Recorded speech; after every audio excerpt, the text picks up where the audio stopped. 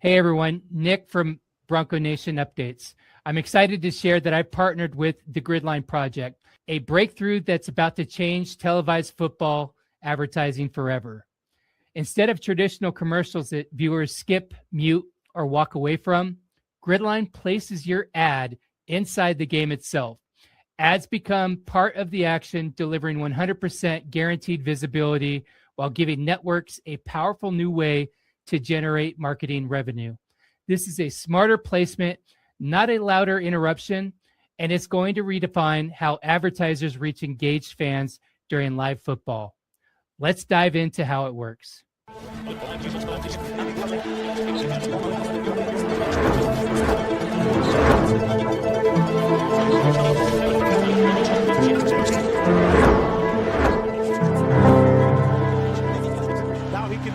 Most people remember nationally the game against Georgia when he had 6 turnovers in 2005. He's nothing like that quarterback was that day. Third down and 4. Receiver was covered on that quick slant. And now Zabransky just has to run out of bounds. The evidence of it from Ian Johnson, and we've seen it all year long. You're going to keep seeing him get the ball until he stopped. Hard to bring him down. And is that ball loose? On the far side. Yes, it is. Oklahoma has recovered. Most people remember nationally the game against Georgia when he had 6 turnovers in 2005. He's nothing like that quarterback was that day. Third down and 4. Receiver was covered on that quick slant. And now Zabransky just has to run out of bounds. Watch number 9, the top of your screen. They have some plays called for him tonight. Nope, they're going to hand it to Ian Johnson. And he has perhaps enough yardage inside. That's 6. That's a lost opportunity for the Sooners. Third down and 6. Thompson was in the shotgun formation. Again, now peeking over to the Oklahoma sideline. Thompson's getting his signals from the sideline and making a call according to the defense. Play clock at 1. They just got it off. Thompson caught by Iglesias. First down, Oklahoma to the 22. Second down and a yard into the open field. And he exploded when he got there. Yes, he did. He's a football player. Loves to play the game. He's the leader of this squad. Second down and 6. Play fake to Patrick. Thompson looks down the middle of the field, and it's underthrown to Kelly. And who came down with the ball?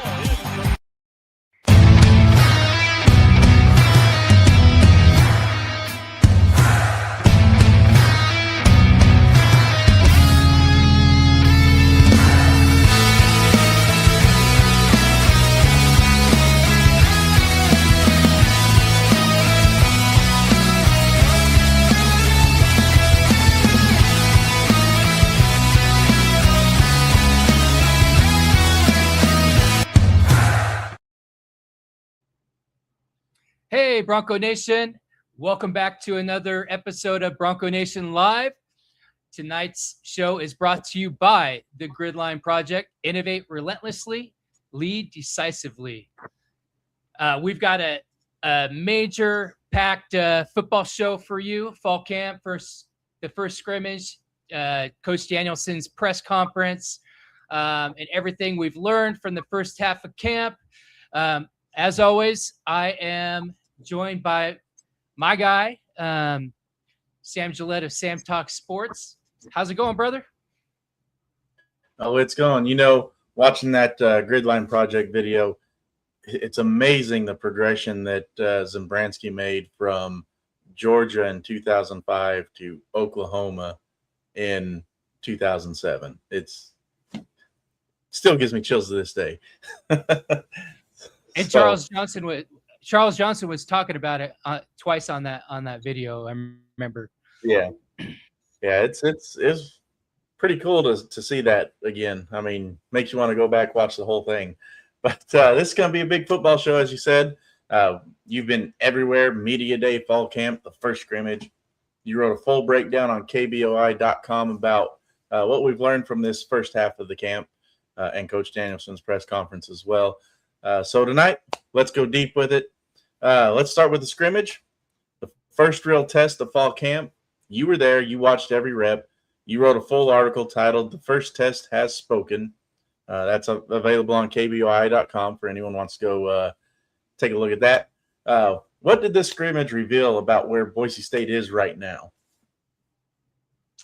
Yeah, well, I wasn't there for the scrimmage. That was locked down tight for just the team. But the media was able to show up for the post scrimmage press conference. But I have been to most of the snaps for fall camp. I mean, it's been a crazy busy almost 3 weeks now for me. But what my takeaway is from what we heard from Spencer Danielson on Saturday is this team is still fighting for its identity, and that's a good thing. Coach Danielson said it himself in the press conference. We're not where we want to be, but we're exactly where we need to be. They literally made the scrimmage kind of like a game atmosphere. They had the coaches in their press boxes or wherever they would be, the headsets and everything, and just going through like a live game simulation, but also paying attention to all the talent out there. There's still the roster is still fighting for their position in the depth chart. But that being said, there's real competition basically at every position. Last few weeks, there's been a few names that have been thrown out there that we all know they're probably going to be the starters. He said the defense is playing fast and violent, and there's also the scrimmage showed that there's an offense that's still building rhythm. He said that they kind of started out slow, but towards the end, he was really happy with the way that they closed that game out in the last the 2-minute drill, and the offense was able to take the victory formation and seal the game that way. Young players are pushing the veterans. I've seen it firsthand in all the practices, and the coaches are demanding urgency and execution.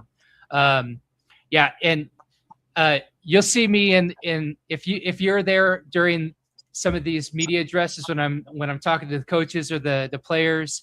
I'm old school Bronco Nation, right? I remember when our defense just dominated and they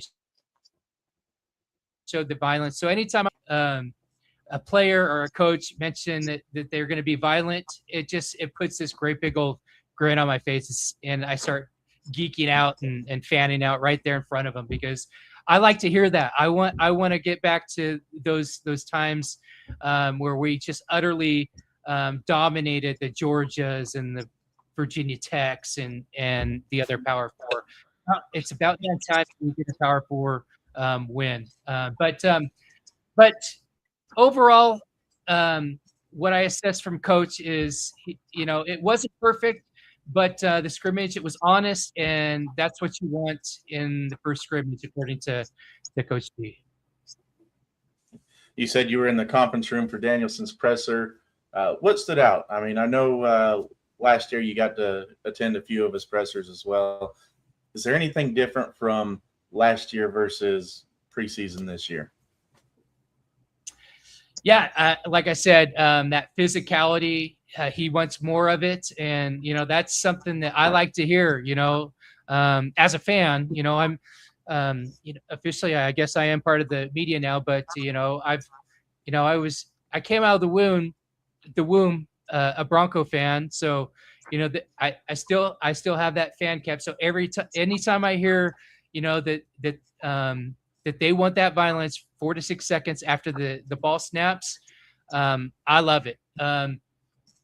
Execution, he said that needs to be cleaner, and like you said, that the offense kind of started out sputtering, and we want to get that nipped in the bud here, and in fall camp, and not in game one in Eugene, because if we do that, that's going to be a long game, as you would know. Urgency, that's been kind of a word that's been thrown around the last couple seasons. I operate on urgency, but he's saying that it must increase, and so I'm excited to see, as this week in camp finishes off. I have seen a sense of urgency coming out of that press conference. I just imagine it's going to continue to ramp up as we get closer to September 5th. And then leadership, that's emerging. It's not finished. He has a really in-depth process and how these leaders are chosen. If you want to be in leadership with the football team this year, you have to serve the team. So it's not just performing on the field, but there's added responsibility. They say, with more power is more responsibility. So, that's what they're trying to get. And I see some leadership out there in the field. And then identity, that's still forming. You got a lot of new faces, new transfers, especially transfers who have the opportunity, and they could start producing. So still trying to get that mesh and how that works out. And then with some of these sophomores that are coming up, they're in year two. Just with the new leadership and the new faces. They're still forming that identity. I think that they're getting closer from what I see in fall camp. But Coach D said that scrimmage was a wake-up call for some position groups, but also a confirmation for others. He loved the effort out there on Saturday, and he challenged the consistency.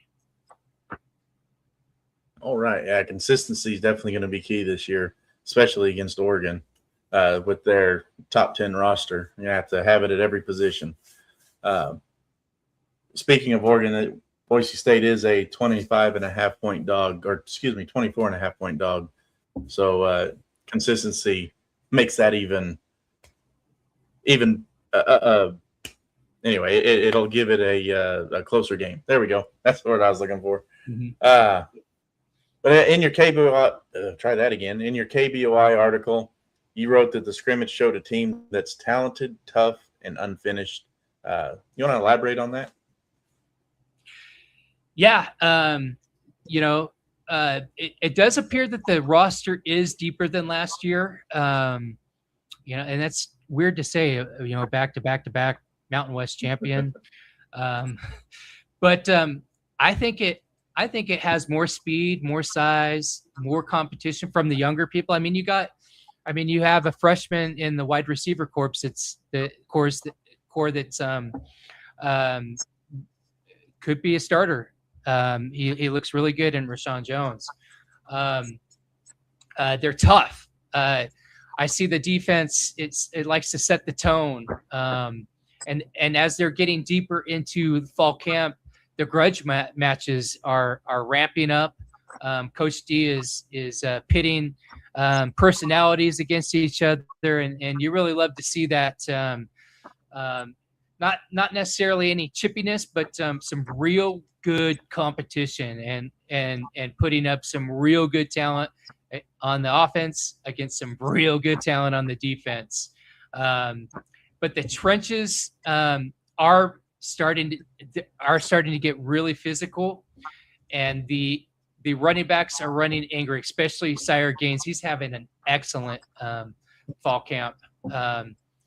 But it is unfinished. The offense does need rhythm, and of course it's going to look a lot different when things are live, and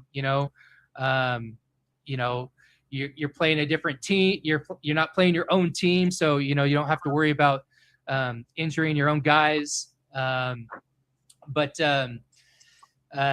the offense does need that rhythm. I fully expect Dylan Riley to be able to razzle and dazzle like he did last year, in game simulation, like actual game situation, because the way that his game works, his works with that speed and angle and pivot, and you don't really get to do that in some of these practices, because the defense knows what you're doing most of the time, and but I do need to see this receivers get some separation. I don't know if that's because the DBs are really good. I hope it's because the DBs are really good. But also the secondary does need consistency. You see a few guys that are really top notch, right? I want to see the rest of the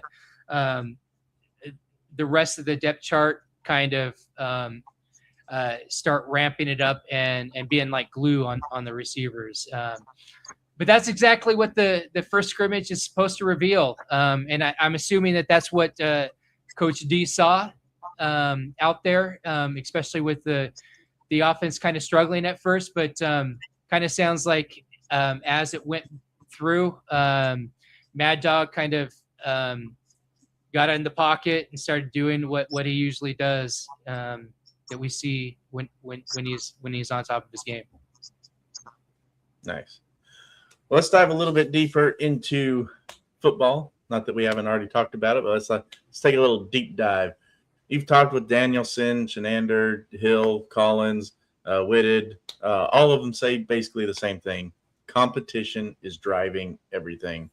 What is that looking like on the field during fall camp and the practices you've been able to attend? Yeah, no, it's real, Sam. I remember sitting down at the media day on the Nate Shellman show, and we were talking to Chins, and he mentioned that like even Jaden Virgin Morgan's like competing for his job, and we're like, come on now, really? But I mean, you see it out there. I mean, like for real, like you see it out there in some of these guys that are behind him look really good because of the competition, man. And the great thing I like about these practices is they are maximizing the reps, and they're schematically they're infiltrating all different ones, twos, threes, and fours, and they're kind of implementing them all. So everyone's getting a lot of reps, and it's kind of hard to decipher who's the starters and who's not. And I really like that because you're not doing the ones against the twos and stuff like that. It's kind of intermixed, and I think that is that makes every mistake is magnified that way, and every player knows someone behind them is hungry, and I think that's why they're doing that. I think the position groups with the most competition are in this order. They're the receivers, the DBs, the defense. They call them DBs, but there's the cornerbacks and the safeties, and the line in the nickel position. I feel like those two groups have the most competition. And Danielson told us, we're not handing out jobs, we're earning them. He said he point blank told me, we're gonna play the best dudes, right? And that that'll correlate too in special teams. They're not just gonna throw out, 11 bodies out there that have a heartbeat. They're playing their best athletes out there because special teams matters, especially a couple years ago when we saw that kind of bite us in the ass against Oregon in 2024. Yeah, so that's receivers I've been really closely keeping an eye on in all your updates and everything. That's something that if Maddox's going to have it's almost looking at the stats, it's almost weird saying this, a breakout year for passing. The receivers are going to have to step up. And it seems like last year that whole receiving room took a giant step back. So hopefully we get that. That's what the feel that we had. And a lot of that could have been because Maddox was hurt and trying to play through injury, and playing Max as a backup who came in unprepared at times, which is why we're seeing this two deep competition now. One, you need it for the Pac-12, and two, you can't do that again and keep your coaching job. So from what you've seen and from what you've seen and what I'm trying to report, who are you most excited about in the wide receiver room? Oh, definitely. What's his name? The speedster. I've drawn a blank. Akeem Nitro, right? Yes, that one. Yep. Nitro. Yeah. I'm excited to see if he can compete and produce from the start, or if he's just going to be one of those fill in when we need someone to go deep. I really like him. I've seen him make some really good plays out there, and even Coach D kind of spotlighted him during that press conference. He said that out of the offense, he probably had the biggest play of the day last Saturday. He kind of reminds me of Shakir. That's a good comparison, my friend. So Nitro is he's number 21. So I would, if it were me, in my opinion, I think that he may be a starter. Again, though, I don't know the depth chart. We won't know until the Monday before, game day. So, but I really like him. I think he's doing awesome. We did. You go back to you mentioned last year about the wide receivers. Interviewed Cam Bates yesterday, and he acknowledged, man, he had some flubs out there. He had some alligator hands, and he's really worked really hard to improve that game. So, and from what I've seen in fall camp, he's made some really good catches, and he's been really solid and consistent in hauling those passes in. Yeah. Another one I'm anxious to watch and see back out there is Ben Ford, and hopefully injury doesn't play in his head and keep him from being as great as what he was before he went down. And I know in practice and scrimmage, you can look great, but once you get in that game situation, a switch can flip just like that. And then you play kind of timid because you don't want to get hurt again. So hopefully he's mentally prepared to block all that out and pick up right where he left off. Well, I've been able to see him gradually make his way back into practice, and just yesterday I saw him in full stride. He made a really nice catch, and he looks like he's getting pretty close. And I hope that this just is building his confidence. That because when he was healthy, he was legitimately a really good weapon before he went down last season. Yep, he had almost tight end vibe hands and durability, being able to go up and catch and get hit and hold on to the ball. So, but this is Boise State's first Pac-12 season. What are the key storylines heading into this new era that you're hearing out of the locker room? Well, it's no surprise that part of it is like most of the teams they're playing, they're fully well known to them. So there's that. But still, winning the conference championship is the major goal, right? It's one of the goals, but in order to get the other goals, you have to get that goal. And so they're locked in on doing that, and they know that going it, a couple years ago when it was announced that the new era, the Pac-12 was forming, that brought in a lot of eyes from talent across the country. So the recruiting has been ramped up in the Pac-12. So I believe there's going to be three big things that we're going to see in the Pac-12. And I think it's going to be a scrappy season between all of these teams. I hope so. That will be great for the Pac-12 schedule. But I believe that physicality is one of the big ones. I believe that the Pac-12 is bigger and faster than the conference that they came out of. Boise State has responded in the recruiting game with size upgrades across the roster. Depth. You cannot survive the Pac-12 without a real too deep.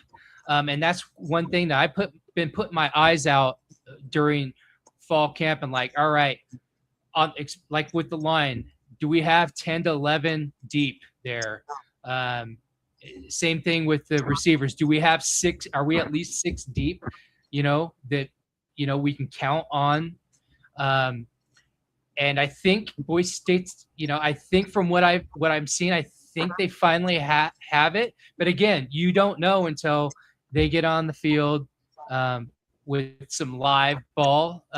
That's one of the things that really kind of hurts me, in my objectability, is that I'm not able to be there at the scrimmage on the fall scrimmages. I remember a time when you could, when the fan base was able to get there, and I'd be able to really do some scouting. That I have an eye for that, but really you need that depth. And to me, I think the importance is going to be the line, and then also the receiver core. I think we have it in the running back room.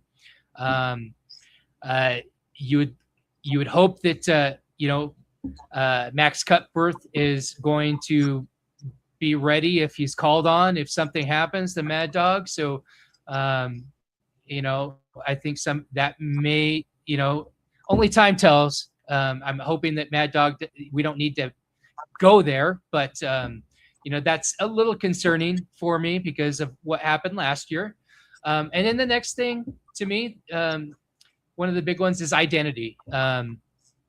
We're year 3 into this with Coach Danielson, and his culture is fully installed. The team knows who it is. They're tough, they're disciplined, they're violent, and they're fast. And I think that's one thing that they got going for them in the Pac-12 with some of these other teams that have newer coaches, newer rosters. Some rosters have people that are getting in trouble. Oregon State. So yeah, I think that I think that the Pac-12 is, even though it's not complete yet, there's only 8 football teams in it. I still think that it's a bigger and faster conference than the conference that the Boise State Broncos just left. Yeah. So let's shift to the conference opener. Before I do, the AP poll just came out, and every single non-con team Boise State is going to face this year is ranked or receiving votes, including South Dakota, who is ranked 12th in the FBS level. Yeah, FBS, whatever. It's still a ranking. So let's talk about Oregon. Season opener at Oregon, Autzen Stadium, national TV, first Pac-12 game in program history, going up against a legacy Pac-12 team. What's the vibe? I do have to say I like the heat that you got in our chat about the ranked. But yeah. No, South Dakota's a great team, FCS team. We got Roman Tillman from them, and they always make it to the playoffs over there and go deep. So I mean, they're nothing to sneeze about. But I like the strength of schedule. but yeah, Oregon is elite, man. You said it. They're 24.5 point.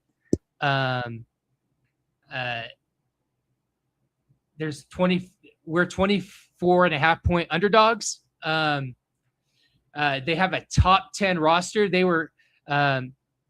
are ranked number 2 in the nation, the highest ranked team the Boise State Broncos have ever opened a season with. They've got NFL bodies everywhere. They got 9 returning starters on defense. That's why I say the trenches are really important. The offensive line is really what I've been really focusing on. But from everything that I've gathered from interviewing the players and the coaches, Boise State isn't scared. They still hold a winning record against Oregon. They're holding tight at 3-1 all time. Over a lot of these interviews, the players have told me, we want this. This is the stage we asked for. Let's go prove it. And the coaches believe this game will reveal exactly where Boise State stands entering the Pac-12. My opinion is realistically, the 24.5 point spread is about right. I mean, my God, number 2 in the nation, 9 returning starters on defense. I hope the Broncos can cover the spread, keep it respectable. And if they do that, they'll keep getting some votes down the road. All they got to do is take care of business one game at a time. But this is going to be one of the biggest challenges that Boise State has ever. Can you your mic, my friend? All right. This is going to be. Stop messing with your mic. Man. All right.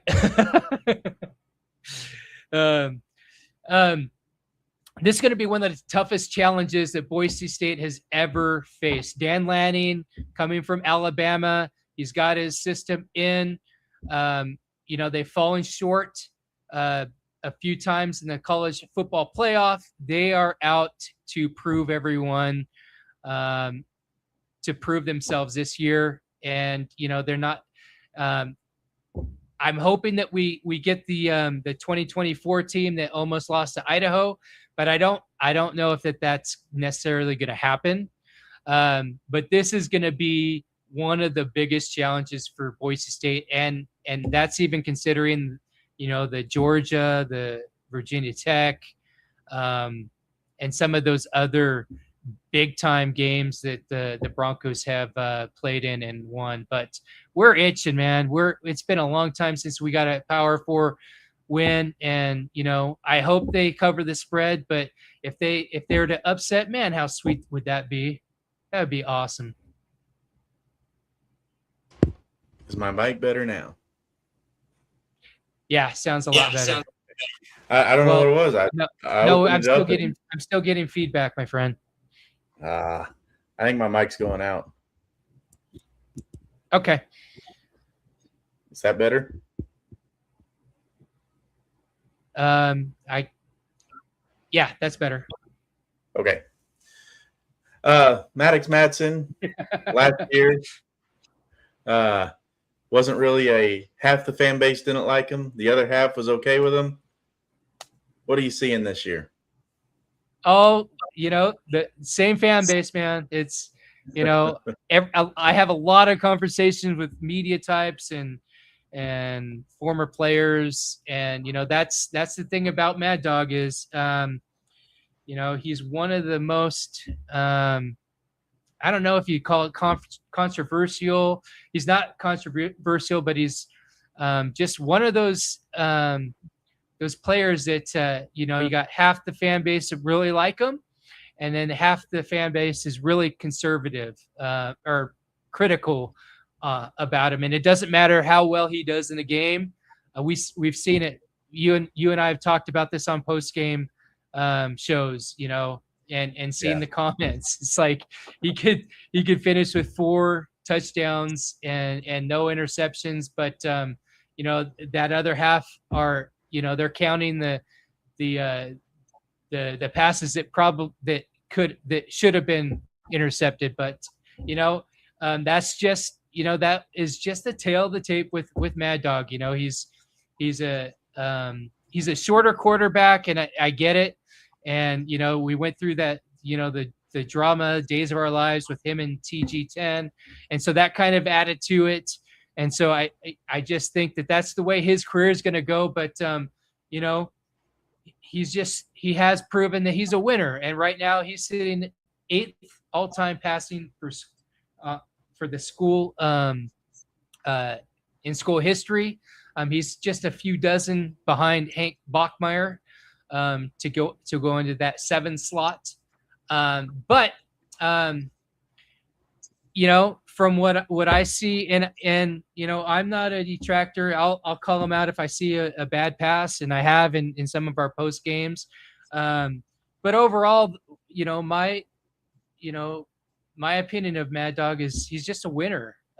He's won 90-something% of all of his conference games, and the only ones that he lost, he got injured in. But he looks out of all the other quarterbacks, he looks fantastic to me. He's got the command, he's got the confidence. He's always had the confidence.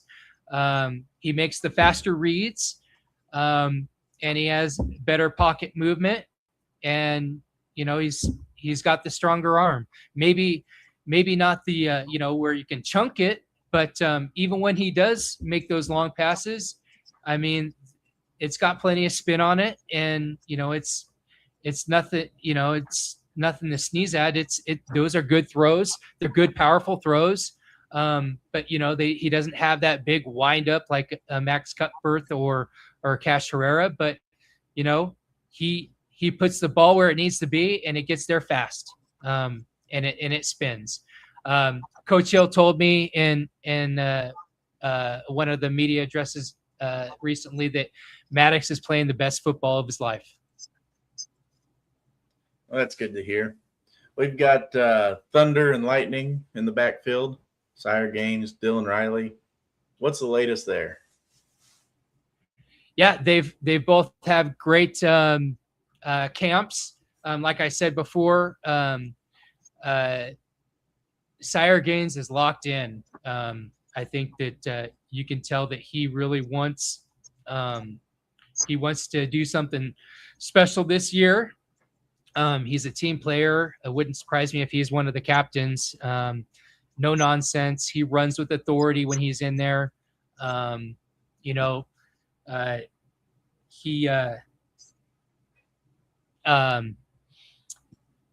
He's had a great camp. Not to say that Dylan hasn't. Dylan's had a great camp too. But they have different styles of running, and Dylan's style, you got to see it in live action, and that's kind of how I see it. So that's why, to me, Sire Gaines, his game just really stands out in some of these practices because he's just bulldozing right through the trenches, and so he can do that. But that's not Dylan's game. But when Dylan makes a cut, he goes downtown. So, but yeah. We have speed and power. We have the home run ability. We have the short yardage reliability with Sire. And I really like Harry Stewart Jr. I think he's going to be a great complement for that short yardage, grind it out, get the, a 3rd and 2 or something like that if Sire's not good to go. From what I've seen, we have 3 backs that can catch from a rollout. You got, Dylan, Sire, and I see Jules Goff, kind of like a Malik Sherrod type back. Hopefully he doesn't cut into the carries that we saw last year. There'll be plenty of touches, but I want to see the bolt go to both Sire and Dylan. And then, we have 3 that can block. I think that Harry Stewart can block, and also Dylan and Sire can block coming out there. I have seen, I think on occasion you do see some similarities from last year with some 2-back sets. I love to see that. I believe we have 2 starters. And again, Coach D said that we do have 2 starters, and he said that he's going to feed the hot hand. He's going to keep feeding them. Yeah. So we've been talking last couple of weeks whenever we did the Pac-12 preview show on College Football Roundtable, and then last week we talked about it as well. The receiver competition. We have the possibility of having the deepest and best wide receiving room in the Pac-12, if not one of the tops in the nation, if everything comes together. We talked a little bit about Ben Ford getting healthy and Nitro Wright and his dazzling ability. Who else is emerging in that receiver room? Yeah, and again, we don't know until we see him in live football. But if I like what I'm seeing, I'm not seeing drops like we did last year. I'm seeing good hands. I'm seeing great routes, great chemistry between all the quarterbacks and the wide receivers. And here's the deal, man. You got a freshman phenom and Rashawn Jones. This guy is tough. Not only is he good, but this guy is tough. I see him out there getting hit and just getting back up. You're like, damn, is he going to get up? He gets up, takes a licking, and keeps on ticking, man, like the Energizer Bunny. But another, there's a potential of, not only him, but a few other guys that could break out. You got sophomore AJ Jones. We've seen him make some good catches out there. I really like him. And then we got the tall wideout in Cash Williams, 6'5". That's something we've kind of been missing. We had some splashes by Prince Strawn a couple years ago. But we do have smaller receivers, but we're waiting for that one receiver with some length who can stretch the field, right? And then open things up for the slot or any of these other ones, stretch the field, and keep the defense honest, right? But the thing that the word that, and I got this from Dylan Riley, they call him the back burner because you're not talking about him. He's on the back burner. They set you aside. I think that this receiving core could be on the back burner, right? In the Pac-12, nobody's talking about him a lot. They may be talking about the Texas State wide receivers, but nobody's really talking a lot about Boise State, and I think that they may have something for the conference. So, I'm excited to see how this plays out again. You never know in scrimmages and fall camp until they actually get out there and start making some plays. Yeah. We got one more position. Yep. I do need to say this, but again, you're looking for the depth, right? And as I see it, we have at least 6 guys that could have potential to get some playing time, even more if you count some freshmen in there. But Coach Whitted told me when I asked him about that, he said, we're going to play a lot of guys. So, I hope that the talent's in there, that they do that. And if you're putting in fresh guys, I mean, watch out. This if it clicks, we may have a explosive offense with the stable back there in the back, and the back there with Mad Dog. Yeah. So we got one more position group to cover, but before we do, I'm going to throw a curveball because there's one question on everybody's mind. Because that's right what Sam now. does. Yes. One question on everybody's mind right now. Irby, Feely, are they coming back? Yeah. So, we keep pressing coaches about it. I'm sensing that it's almost getting too late, but the great thing is they have a lot of time with the program. The culture has been there for a while. Like I stated earlier, that Coach Danielson has an advantage against the rest of the league, is he's got his culture in place and it's strong. So, I mean, if it works out that they can come in, depending on, how conditioned they are, hopefully they are, and they're needed, then, that you could plug them in. And, that those are two great talents not to, pass on. But as we continue to get every day a little bit closer, and you don't hear anything, and the coaches don't know much, and haven't talked to them since literally when the 5 for 5 came out, it makes you kind of skeptical that it's going to happen. That's just my opinion. So I wouldn't put a lot into seeing them, but if they do, that would be a great, awesome surprise, right?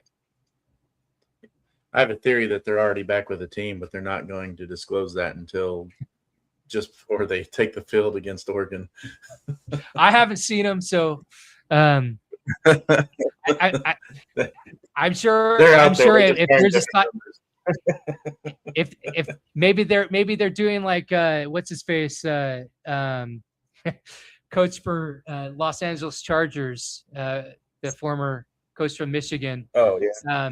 Yeah. Sending his guys out with the incognito with the glasses and the mustache, and unless they're in something like that, if the media sees it, you'll know if they're there, because somebody's going to say something. Yeah.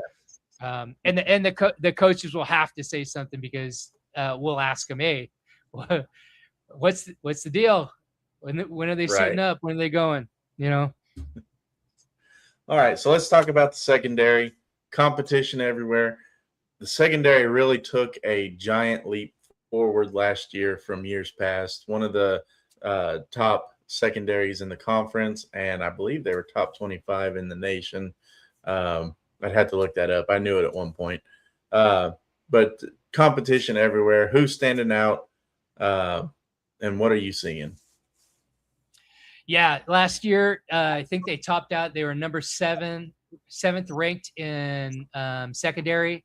And I think they got to, I may be wrong, but it's either 35 or, I think it was number 35 they got to.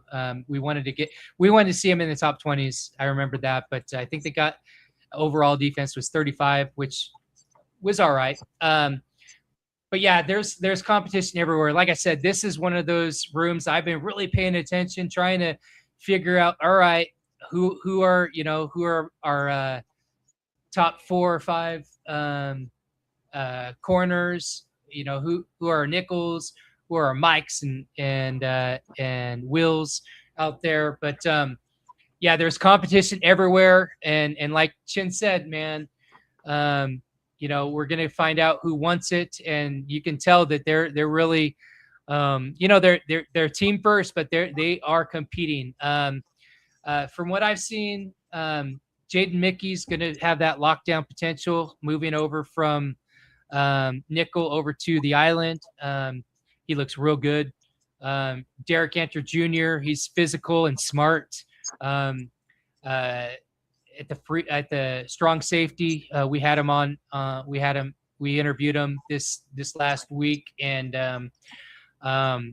you know, he said, hey, this is why I'm here, is I get opportunities like this to compete with these guys. And he gave some major props to Nitro out there, even though he didn't want to do that. They don't like to give praises to the wide receivers. You got Roman Tillman, the transfer from South Dakota. He's rising fast. He's been taking a lot of reps at the nickel position. So he played safety over in the FCS level. He had 94 tackles and a forced fumble over there. He told us recently that even though he's nickel, he's really embracing that because that gets him closer to the ball. He's looking to get some more strips and some forced fumbles there, as well as some picks there, you know, in the midfield. So he may be a ball hawk out there, so keep an eye on him, number 22. And then you have Sherrod Smith. He's going to be the tone setter on the other side of the island. Every ball is contested that's thrown his way. Even when the receiver thinks they got it, you better hang on to that, because Rod's going to rip it out there. He's going after that thing. He's one of those violent corners, and that's what I like. Nice. Well, let's switch gears a little bit to the other football program at Boise State, the women's soccer. They beat Weber State 4-1 to get off to a 2-0 start, a dominant 4-1 at that. Nick, I believe we had 4 different goal scorers in that matches too. Yeah, you know, right off the whip, man, when we were on the air last week, Boise State took it to Cal State Northridge. Freshman phenom, local product here, Campbell Wilson. She had 2 goals in that game and an assist. But in the Weber State game, they won 4-1, and 4 different Broncos scored. You had Jillian Anderson with the free kick goal. She was one of the top performers last year, so good to see Jillian getting into it. You had Elise McGinnis with her first career goal. Awesome to see that. You had another one of our top performers, Sophie Schmaltz, with her 6th career goal. And then Campbell Wilson struck again in that second game with her 3rd career goal in just 2 matches. Wilson's the first Boise State freshman to score in back-to-back matches since 2017. And she also tied a record too from her first game, scoring those 2 goals. She was like the first freshman to do so since like 2007 or something like that. So really promising with this team starting out the season like that. Yeah, for sure. They extended their unbeaten streak to 16 matches, longest in the nation. 7 goals in 2 matches, most to open a season since 2008. 4 different goal scorers, first time since 2023. They now lead the all-time series versus Weber State 5-4-2, 5-4-2. Broncos remain only. Let's see, they're one of only 2 undefeated teams in the Pac-12 now. So good on that. Yeah, and Coach Thomas said the adaptability of the team, tactical and depth of the personnel was on full display that night, and that was a statement win against Weber State. So yeah, awesome. Yeah, and it was just a couple of lowly programs that no one's ever heard of, but they head off to Dallas tomorrow. They got SMU, and then I believe, on the 23rd, they turn right around and they're over in Lubbock playing Texas Tech. So they got a couple of Power 4 programs back to back coming up.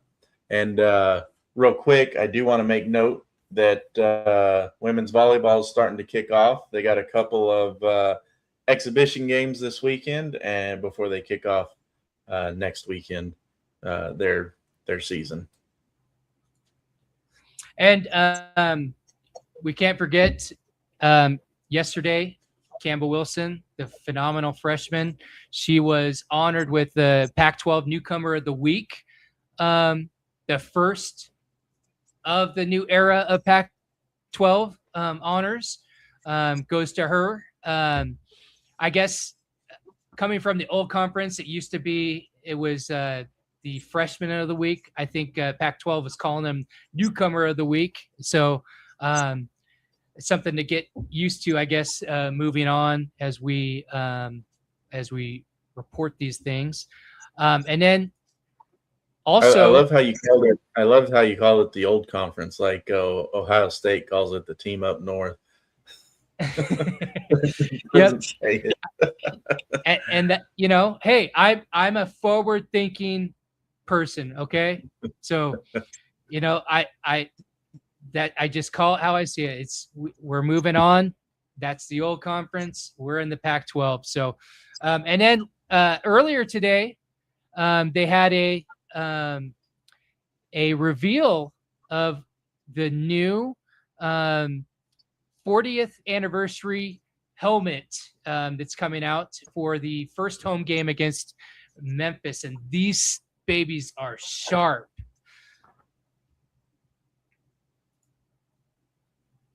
Go ahead, Sam. You got it. So so these helmets commemorate the 40th anniversary of the blue. They've been hand painted by the same artist who painted the front porch helmets from last season. They are painted. So basically the background of it, the blue part, actually all of it are painted like grains of or blades of blue turf. And as you can see on this side right here, it's got the retro Bronco with the Idaho State behind it. That was the first logo that was on the original blue turf from 1986. And then on the other side of the helmet. You want to know what I know about 1986? My grandpa laid the foundation for the original blue turf. Shameless plug. On the other side of the helmet, they've got the number 40, and the font for the 40 is the original font that was on the original blue in 1986. So interesting to note. We don't have the photos here, but across the bridge of the crown are 7 hash marks to represent the 7 editions of blue turf that have been installed in Bronco Stadium. That's crazy. It's been that long, and there's only been 7 turfs. Yeah. But those are sweet. I like those a lot better than the front porch. What about you, man? I think the front porch had probably more detail, but the new ones have more I can't. I knew I was going to mess it up. Nostalgia? There we go. Nostalgia. They have more nostalgia. Have grace on him. This guy's from the South, so. I was in my head. You know how you have them brain farts where you can't say a word, even though you know how it's supposed to be said. Like you know. Like you go, yeah. Like you say that Oregon State's going to sneak up and ruin a bunch of people's years, and what you really mean is Oregon State's going to have a lot of roster troubles and not do anything this year. Yeah, we'll have to go back to that one on our other show. It was so I don't know, Johnny Yates style that like the minute you said that, like the very next day, Yep. like one of their stars gets arrested. So like it's like I saw that coming. Anyway, and for those that don't know, we're talking about the College Football Roundtable tomorrow night right here at 7 or 8 o'clock Eastern Time. So that's 6 o'clock Mountain Time. We have a lot of fun. Who are we spotlighting tomorrow? The ACC, the Independents, and the Big 12. Oh, okay. So we're gonna cover Notre Dame and UConn. Yep. Awesome. Sweet. Mainly Notre Dame. We might talk about UConn. They got a new coach. So. Well, that's gonna do it for tonight, for tonight's Bronco Nation Live, sponsored by the Gridline Project. Innovate relentlessly, lead decisively. Bronco Nation, thank you for tuning in. As always, it's a privilege for us to serve you. Make sure you're subscribed to the Bronco Nation Updates YouTube channel for all your Bronco Nation update shows, your Bronco Talk, your Blue Turf Talk, your reviews and previews, your post-game shows, and all your Boise State updates and recruiting news. For Sam Gillette, I'm Nick Wade. We'll see you next time. Take care and go Broncos. Go Broncos.